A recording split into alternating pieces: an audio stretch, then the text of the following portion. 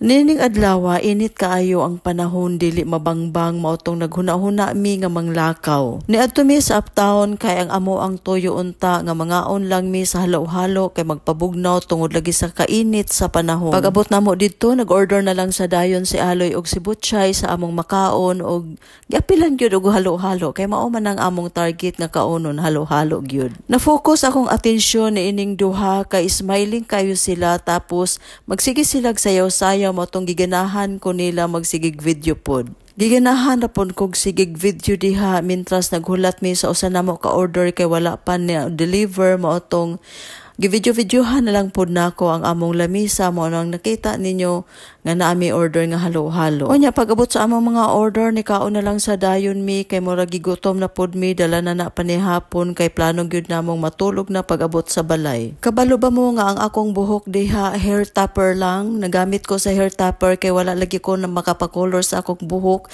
daghang kay kog uban mo tong nag hair topper ko, pero wala jud ko ganahi sa akong hair topper kay mura giulbok ra diha sa akong ulo mo tong ako ra pon siyang gitangtang. Pero sa entrada gyud nakapapicture mi nga gamit ang akong hair topper. Mas nindot gyud ang hair topper kung naay bangs aron dili siya halata nga naa kay hair topper sa buhok. Giganahan man gud ko tan-aw sa hair topper nga gamit sa model, pero nakalimot ko nga dili ay ko model.